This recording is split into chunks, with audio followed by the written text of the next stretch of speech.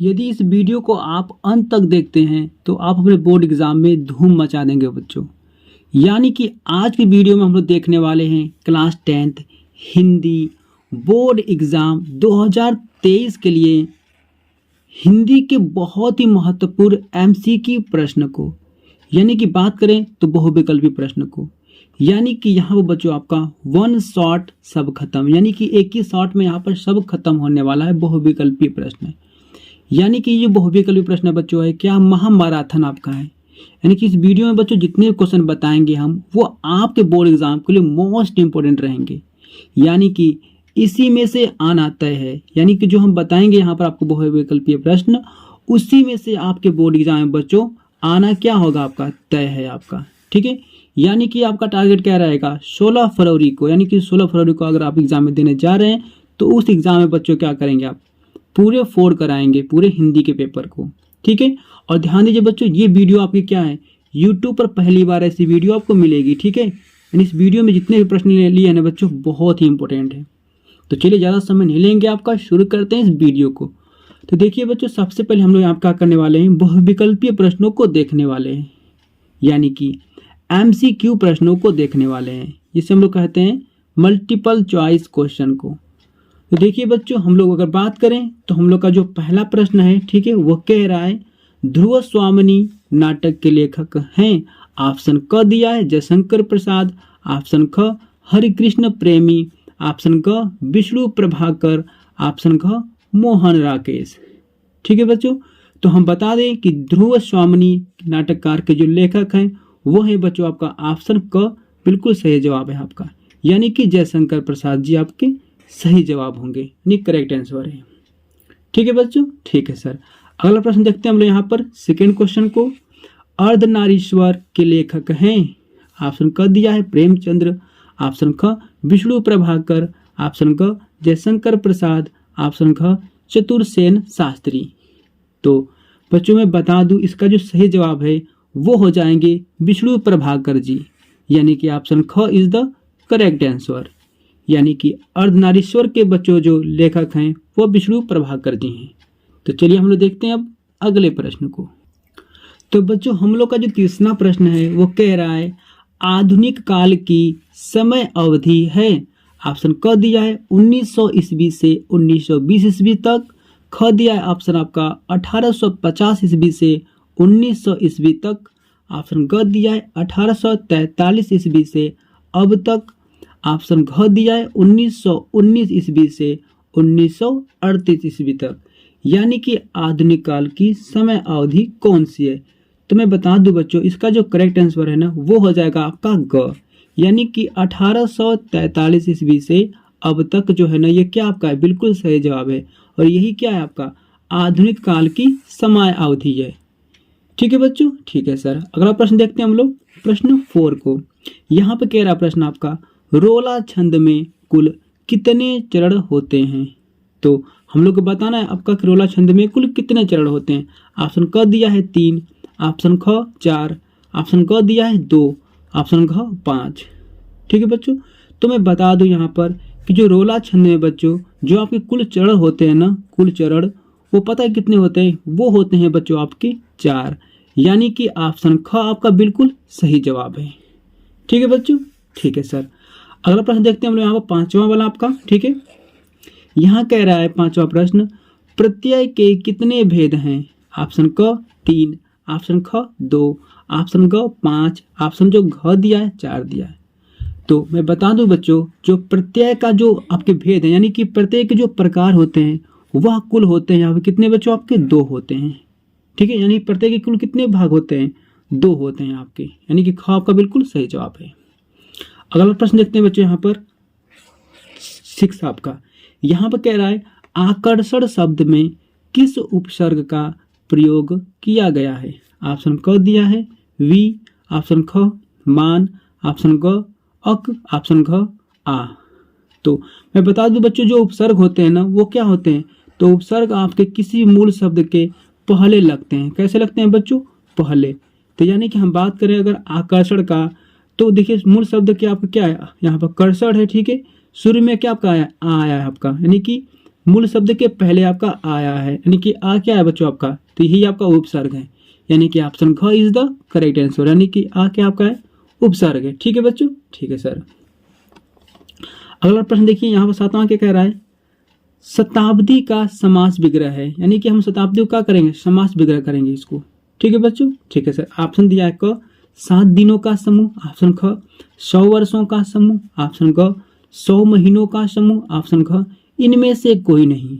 तो मैं बता दूं बच्चों, इसमें का जो करेक्ट आंसर है वो हो जाएगा आपका 100 वर्षों का समूह, यानी कि शताब्दी का जो समास विग्रह क्या हो जाएगा, तो ये हो जाएगा आपका 100 वर्षों का समूह।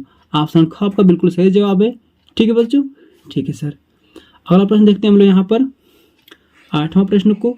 इसमें कह रहा है अच्छी शब्द का तद्भव शब्द है। तो देखिए बच्चों, अच्छी जो क्या एक तत्सम है, ठीक है, इस तत्सम का आपको बताना तद्भव क्या होगा। ऑप्शन क दिया है कान, ऑप्शन ख आंख, ऑप्शन ग दांत, ऑप्शन घ भौं। तो मैं बता दूं बच्चों, जो अच्छी शब्द का जो तद्भव है यानी कि वो हो जाएगा आपका ख ऑप्शन, यानी कि आंख। बिल्कुल करेक्ट जवाब आपका है। ठीक है बच्चों, ठीक है सर। अगला प्रश्न देखिए यहाँ पर, जो 9वां प्रश्न कह रहा है आपका इति धन आदि का संधि है, यानी कि इसमें से इति धन आदि को जोड़ेंगे तो क्या बनेगा। ऑप्शन क दिया है इत्यादि, ऑप्शन ख इत्यादि, ये भी आपका इत्यादि है, बड़ी का मात्रा है। ठीक है, ग दिया है आदि और घ दिया है अयादि। ठीक है बच्चों, तो इसमें का जो इत्यादि का जो संधि विशेषण जो है ना आपका, वो करेक्ट आंसर कौन सा हो जाएगा आपका, क वाला, यानी कि क आपका बिल्कुल सही जवाब है। ठीक है बच्चों, ठीक है सर। ठीक है, तो चलिए हम लोग देखते हैं बच्चों अब नेक्स्ट प्रश्न को। हम लोग का जो 10वां प्रश्न है बच्चों, कह रहा है रूपसी तेरा घन केस पास में अलंकार है। ऑप्शन क दिया है उपमा अलंकार, ऑप्शन ख दिया है रूपक अलंकार, ऑप्शन ग दिया है श्लेष अलंकार और ऑप्शन घ क्या दिया है बच्चों, उत्प्रेक्षा अलंकार। तो मैं बता दूं बच्चों, रूपसी तेरा घन केस, रूपसी मान लीजिए कोई औरत है, ठीक है, उसके घन केस यानी उसको बादल से, यानी बादल जो पानी बरस रहा है उससे और उसके बालों से यहाँ पर तुलना की जा रही है। ठीक है, तो देखिए बच्चों यहाँ पर आपका क्या हो जाएगा, तो यहाँ पर ऑप्शन ख आपका बिल्कुल करेक्ट जवाब है, जिसे हम लोग कह सकते हैं रूपक, रूपक अलंकार आपका इसमें हो जाएगा। ठीक है बच्चों, ठीक है सर। आगे थोड़ा देख लीजिए यहाँ पर 11वां प्रश्न कह रहा है सुनत सुमंगलम बैन मन प्रमोद तन पुलक भर शरद सरोरूह नैन तुलसी भरे स्नेह जल।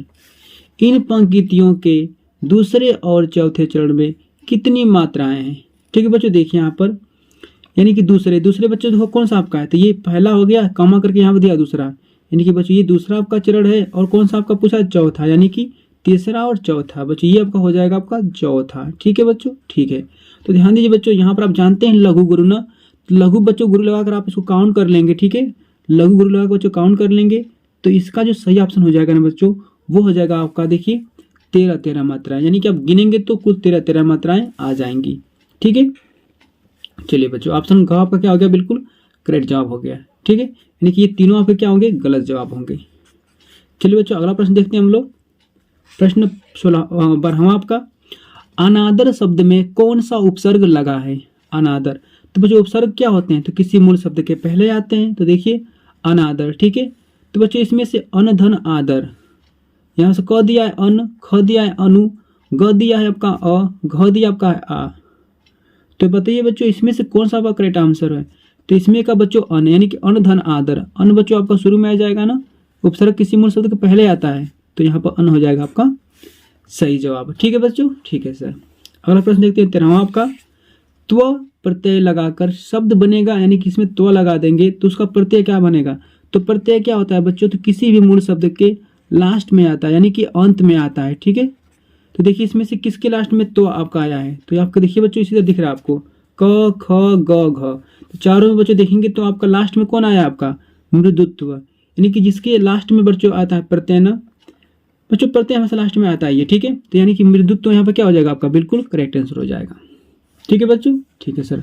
अगला प्रश्न देखते हैं हम लोग यहाँ पर 14वां, निम्न में से रीतिकाल की कालावधि है, यानी कि रीतिकाल की बच्चों क्या करना आपको, कालावधि बतानी है आपको। ठीक है, चलिए तो देखिए बच्चों यहाँ पर आपको क दिया है 1643 ईस्वी से 1843 ईस्वी तक, ऑप्शन ख दिया है 1343 ईस्वी से 1643 ईस्वी तक, ऑप्शन क दिया है 743 ईस्वी से 1343 ईस्वी तक। ऑप्शन ख दिया है 1843 ईस्वी से आज तक।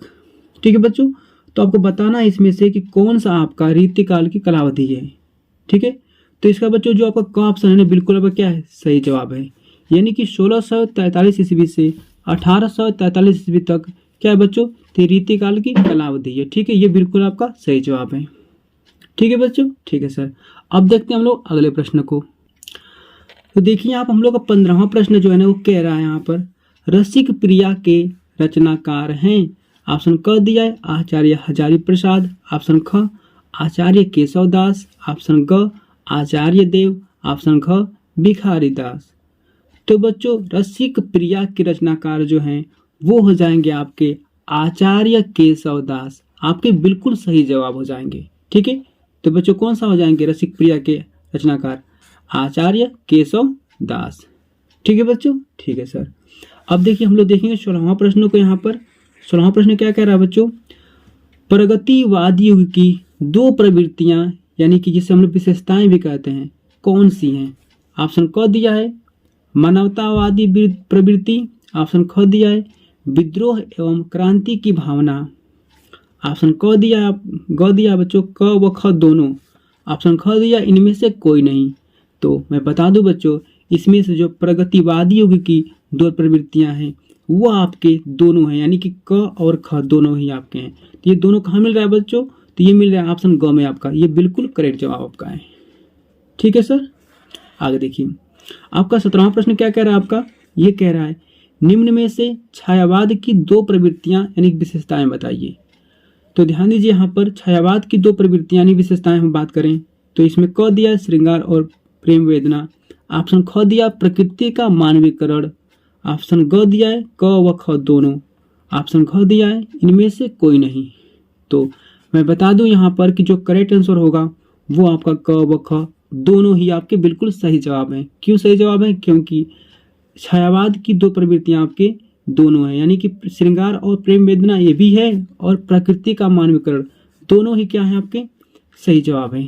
ठीक है, अगला प्रश्न देखते हैं हम लोग 18वां वाला, कश्मीर सुषमा के रचनाकार हैं। ठीक है, अगला आपका क दिया ऑप्शन मलिक मोहम्मद जायसी। ऑप्शन ख दिया श्रीधर पाठक। ग दिया महादेवी वर्मा। ऑप्शन ख दिया सूर्यकांत त्रिपाठी। ठीक है, तो आप बताइए इसमें से कौन सही ऑप्शन होगा। तो मैं बता दूं यहाँ पर कि कश्मीर सुषमा के रचनाकार जो हैं वो हो जाएंगे आपके श्रीधर पाठक। बिल्कुल सही जवाब हो जाएंगे। ठीक है, अगला प्रश्न देखते हैं हम लोग यहाँ पर 19वां प्रश्न, शुक्ल युग की कालावधि है, यानी कि शुक्ल युग की कालावधि कौन सी है। तो ये ऑप्शन क दिया है 1850 ईस्वी से 1900 तक। ऑप्शन दिया है ख 1919 ईस्वी से 1938 ईस्वी तक। ऑप्शन ग दिया है 1900 ईस्वी से 1920 ईस्वी तक। ऑप्शन घ दिया आपका 1936 ईस्वी से 1947 ईस्वी तक। ठीक है, तो शुक्ल युग की जो कालावधि है वो हो जाएगा 1919 ईस्वी से 1938 ईस्वी तक। ये बिल्कुल आपका सही जवाब है बच्चों। ठीक है, तो चलिए देखते हैं इस वीडियो का लास्ट प्रश्न को जो बहुत ही इंपॉर्टेंट आपके लिए है। यहाँ पर कह रहा है शुक्लोत्तर युग की समय सीमा कौन सी है। तो ऑप्शन क दिया है 1900 ईस्वी से 1920 ईस्वी तक।